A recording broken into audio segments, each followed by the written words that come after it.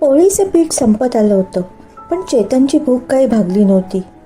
ताटात हात ठेवून तो भुकेलेल्या नजरेने माझ्याकडे बघत होता. त्याने आत्तापर्यंत 18 पोळ्या खाल्ल्या होत्या. एक आई असूनही मी त्याच्या पोळ्या मोजत होते. परत एकदा पीठ मळून चेतनला खाऊ घातल्यावर मी स्वतः जेवायला बसले, तेव्हा रात्रीचे 10:30 वाजले होते. ताटातच हात धुवून चेतन बाजूलाच उताना झोपला होता. मी त्याला कसा तरी त्याच्या बाबांच्या मदतीने ओढून पलंगावर झोपवले. यानंतर आम्ही पण झोपलो. चेतन माझा 20 वर्षाचा मतिमंद मुलगा होता. वयाच्या 2 वर्षापर्यंत तो नॉर्मल होता, पण एकदा खेळताना त्याच्या डोक्याला मार लागल्यामुळे त्याच्या मेंदूला इजा झाली.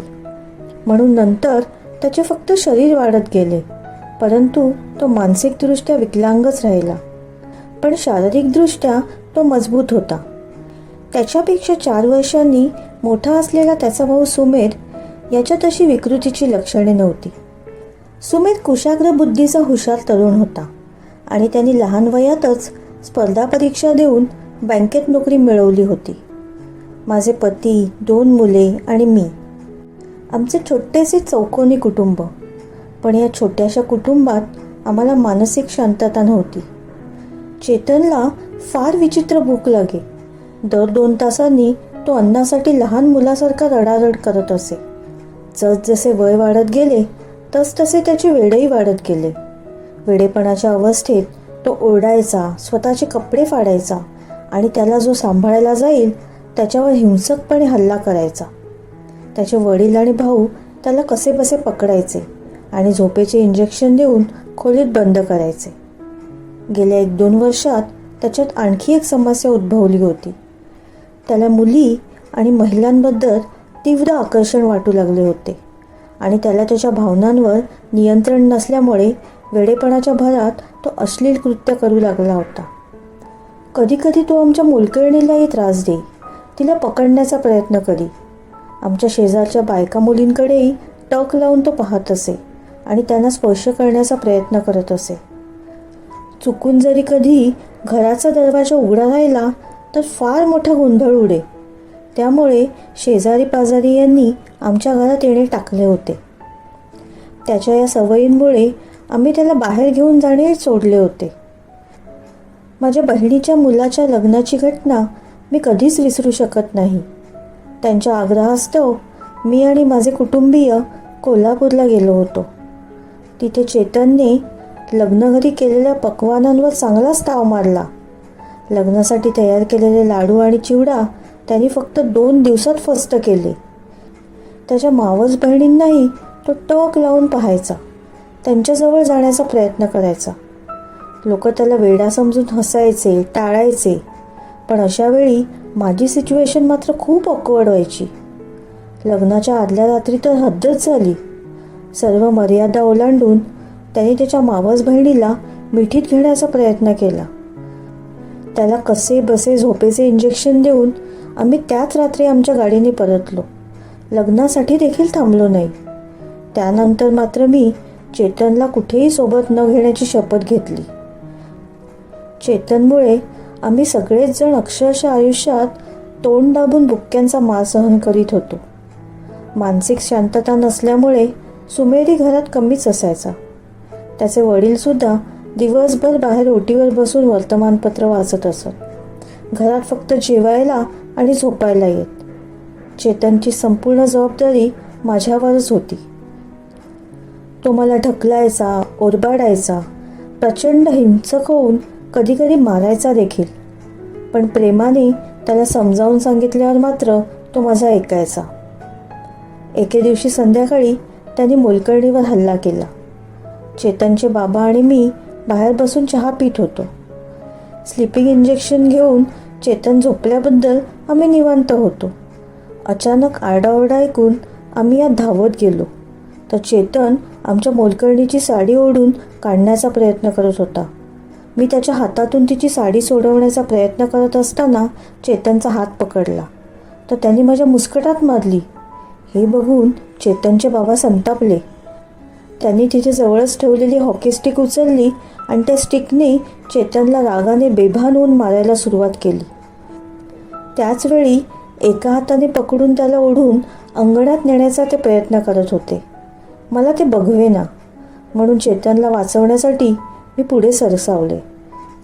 पण नेमकी तेव्हाच एका खुर्चीला अडखळून मी खाली बेशुद्ध पडले. थोड्या वेळाने मी शुद्धीवर आले. तेव्हा मला सुमेर आणि त्याचे बाबा माझ्या उशाशी बसलेले दिसले. चेतन कुठे आहे, मी विचारले. तो इथेच आहे, त्याला घराबाहेर बसवलं आहे, सुमेरचे बाबा म्हणाले. बाहेर? अरे आत घ्या त्याला, तो बाहेर कुठेतरी पळून जाईल, मी घाबरून म्हणाले. गेला तर जाऊ दे त्या नालायकाला, त्याला खाण्याची आणि झोपण्याची चांगली समज आहे, पण इतर गोष्टींसाठी मात्र तो मंदबुद्धी आहे, चेतनचे बाबा रागाने म्हणाले. मी रडायला लागले. तेव्हा सुमेर मला समजावत म्हणाला, आई काळजी का करतेस, तो इथे दाराबाहेर तर बसला आहे.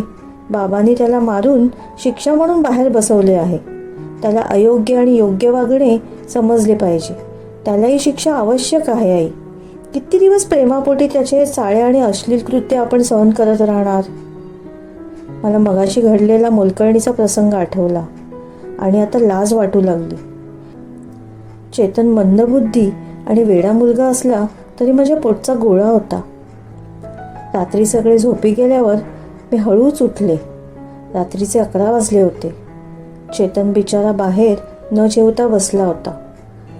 मी दरवाजा उघडला, पण तो बाहेर दिसला नाही. मी आजूबाजूला जाऊन पाहिले, पण तो कुठेही दिसेना. मी सुमेर आणि त्याच्या बाबांना उठवले. दोघांनी स्कूटर घेऊन आजूबाजूचा संपूर्ण परिसर शोधला, मात्र चेतन कुठेच सापडला नाही. एका वाटसरूंनी सांगितले की त्याने एक गोरा धट्टाकट्टा मुलगा ट्रकच्या मागे लटकून गेलेला पाहिला. आम्ही घाबरून पोलीस स्टेशनला गेलो, पण चेतन कुठेच सापडला नाही. असेच दिवस, महिने आणि आता 1 वर्ष उलटून गेले होते.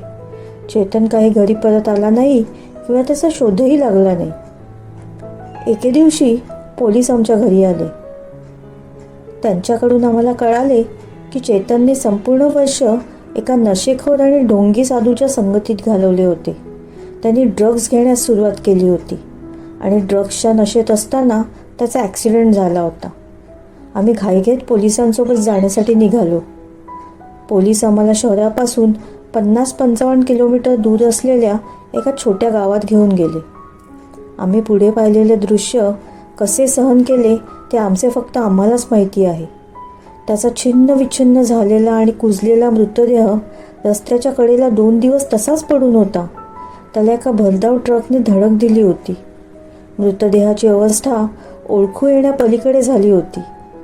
चेतनचा मृतदेह ॲम्ब्युलन्समध्ये टाकून आम्ही घरी परतलो.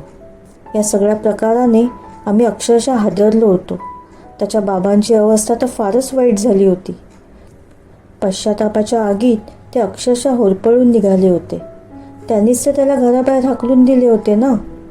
त्याच्या बालपणीच्या एक आठवणी माझ्या डोळ्यासमोर तरळू लागल्या. तो जन्माला आला तेव्हा किती गुबगुबीत आणि गोंडस होता. त्याचे बारसे देखील किती थाटात साजरे केले होते आम्ही. चेतन आमचे शेंडेफळ होते. किती स्वप्न पाहिली होती आम्ही त्याच्या भविष्याची. पण जसजसा तो मोठा होत गेला तसतसे सर्व काही बिघडले. आणि आज या सभ्य लोकांच्या जगाचा असभ्य हिंसक सदस्य त्याच्या सर्व कृत्यांचा आणि दुष्कर्माचा हिशोब मागे सोडून पंचभूतांमध्ये विलीन झाला. त्यानंतर मी सतत त्याच्या बालपणीच्या आठवणींमध्ये हरवून जाऊन रडत बसायचे. पण या कठीण काळात त्याचे वडील आणि सुमेरने माझी खूप काळजी घेतली. आम्हीही त्याच्यासाठी रडून रडून आता थकलो होतो. शेवटी लोकांच्या सांगण्यावरून आम्ही आता सुमेरच्या लग्नासाठी मुली पाहू लागलो. त्याचवेळी त्याच्या मावस बहिणीने सुमेरसाठी रम्याचे नाते आणले. आम्ही हो म्हटले आणि सुमेर आणि रम्याचे लग्न झाले. सुंदर, सुशील, हुशार आणि सुशिक्षित रम्या आमच्या घरी सोनपावल्याने आनंद घेऊन आली. खरंच खूप गोड मुलगी होती ती. तिने आम्हा तिघांच्या खचलेल्या मनांना उभारी दिली. पूर्ण घराच्या कामांचा ताबा आता तिने सांभाळला होता. ती मला काहीही काम करू देत नसे. आई, तुम्ही सगळ्यांसाठी या घरासाठी खूप केलं आहे, आता तुम्ही आराम करा असे म्हणायची. आरामात बसून 4 घास खाण्यात काय मजा असते हे आता आम्ही तिच्यामुळे शिकलो होतो. सुमेरचे वडील आणि मी टी व्ही बघत गप्पा मारायचो, चहा प्यायचो आणि संध्याकाळी मस्तपैकी फिरून बाजारहाट करून घरी परतायचो. घरी परत आल्यावर रात्री टेबलवर गरमागरम जेवण आमच्यासाठी तयार असायचे. आता शेजारपाजारच्या मुली आणि बायका आमच्या घरी परत यायला लागल्या. त्यांच्या गप्पा टप्पांमुळे आणि हसण्याच्या किलबिलाटाने आता घराला जिवंतपणा आला. आम्ही त्या गप्पांमध्ये सामील होऊ लागलो. आता ऑफिस संपल्यावर सुमे सर्व वेळ घरीच असायचा. जीवनातील या छोट्या छोट्या गोष्टींमध्ये किती आनंद आहे हे आम्हाला आता कळू लागले होते. दर महिन्याला आम्ही नातेवाईकांच्या घरी जाऊ लागलो आणि तेही आमच्या घरी येऊ लागले. आम्हाला आता आयुष्याबद्दल काहीही तक्रार नव्हती. उलट आम्ही आता एक सुखी कुटुंब झालो होतो. एके दिवशी दुपारी 2 पोलीस आमच्या घरी आले आणि चेतनचा फोटो आम्हाला दाखवला. "हा तुमचा मुलगा आहे का?" "हो, पण तो 2 वर्षांपूर्वीच वारला." "का?" सुमेरच्या बाबांनी आश्चर्याने विचारले. "नाही, तो जिवंत आहे." पोलीस अधिकारी हसत म्हणाला. "हो, काय म्हणताय तुम्ही? मी माझ्या या हाताने त्याच्यावर अंत्यसंस्कार केले आहेत." सुमेरचे वडील आता काळजीत पडले होते. त्यांनी घडलेला सारा किस्सा पोलिसांना सांगितला. पोलिसांनी विचारले, "मृतदेह पाहून तुम्हाला वाटले होते का की तो तुमचाच मुलगा आहे म्हणून? म्हणजे सर्व ओळखपत्रे वगैरे तुम्ही पाहिले होते का?" यावर आमच्याकडे काहीच उत्तर नव्हते. मृतदेह ओळखता येण्याजोगा नव्हताच. त्याची अवस्था इतकी वाईट होती की त्यावर ओळख पटवण्याच्या खुणा सापडणे पण कठीण होते. आम्ही खरं तर चेतन समजून एका अनोळखी भिकाऱ्याच्या मृतदेहाला अग्नी दिला होता. दुसऱ्याच दिवशी पोलीस चेतनला घेऊन आमच्या दारात हजर झाले. काही आवश्यक औपचारिकता पूर्ण करून त्याला आमच्याकडे सुपूर्द करण्यात आले. गेली 3 वर्ष तो श्रीमंत व्यावसायिकाच्या फार्म हाऊसमध्ये पडून होता. मजुरांमध्ये सुमेरच्या एका मित्राने तिथे काम करणाऱ्या चेतनला ओळखले होते. त्यामुळेच आज चेतन आमच्या घरी परतला होता. तो आल्या आल्या सर्व घरभर फिरत राहिला. मग माझ्याजवळ आला. त्याच्या वडिलांकडे गेला. त्यानंतर रम्याजवळ थांबला. तिच्याभोवती गोल गोल फिरत हसायला लागला. त्याच्या जोरजोरात हसण्याने घाबरून रम्या तिच्या खोलीकडे धावली. चेतनही तिच्या मागे धावला आणि तिचा हात पकडून तिला खेचू लागला. त्याच वेळी सुमेरने पुढे येऊन खाडकन त्याच्या मुस्कटात वाजवली आणि रम्याला त्यांच्या बेडरूममध्ये घेऊन गेला. चेतन गाल पकडून आरडाओरडा करत हॉलभर फिरत राहिला. त्याचे बाबा ओटीवर जाऊन पेपर वाचत बसले. बऱ्याच दिवसांनी मी स्वयंपाकघरात जाऊन त्याच्यासाठी भरपूर जेवण बनवले. संध्याकाळपर्यंत चेतन आल्याची बातमी परिसरात वणव्यासारखी पसरली. आमच्या मोलकर्णीने ती आज येणार नाही असा निरोप पाठवला. रोज येणाऱ्या रम्याच्या मैत्रिणी आज आल्याच नाहीत. संध्याकाळी सुमेर आणि रम्याला त्यांच्या बॅगा भरताना पाहून मी थक्क झाले. "मम्मी, आता रम्याला इथे राहणं कठीण होईल. एक तर चेतनला मानसिक रुग्णालयात दाखल करा किंवा आम्हाला तरी या घरातून जाऊ द्या. तू पप्पांशी बोलून काय तो निर्णय घे. तोपर्यंत आम्ही आता रम्याच्या माहेरी राहायला जात आहोत," सुमेर म्हणाला. त्याचे बरोबरच होते. मी आणि त्याच्या वडिलांनी त्या दोघांना डोळ्यात पाणी आणून जाताना पाहिले. आम्ही नवरा बायको खूपच निराश झालो. बाजूच्या रूममधून गाढ झोपलेल्या चेतनच्या घोरण्याचा आवाज येत होता. त्याला या सगळ्या घटनांशी काहीही देणे घेणे नव्हते. घरात भयान शांतता पसरली होती. आम्ही त्याला जन्म दिला आहे. आम्ही त्याला काही रस्त्यावर फेकून देणार नाहीत. त्याची जबाबदारी आम्हालाच पार पाडावी लागेल.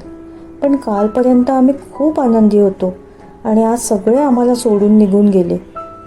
सुमेरचे वडील हताश होऊन स्वतःशीच पुटपुटत होते.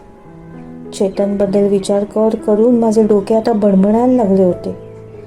सर्व दुःख, राग, असंतोष आणि कदाचित थोडासा स्वार्थ या सर्व भावना हृदयात एकत्र होऊन उद्वेगाने माझ्या तोंडातून अचानक एक वाक्य बाहेर पडले. आज हे सर्व पाहण्यापेक्षा तो मेलेला होता तेच बरे होते. आपल्याच पोटी जन्मलेल्या मुलासाठी आईच्या या भावना पाहून चेतनचे वडील माझ्याकडे आश्चर्याने बघू लागले. मित्रमैत्रिणींनो, खूप विचार करूनही या कथेचा शेवट काही मला सुचला नाही. तुम्ही या कथेचा शेवट मला सुचवू शकाल का? तुम्हाला याची कथा कशी वाटली कथा आवडली असेल तर कथेला लाईक, शेअर, कमेंट आणि आपल्या चॅनलला सबस्क्राईब करायला विसरू नका. धन्यवाद.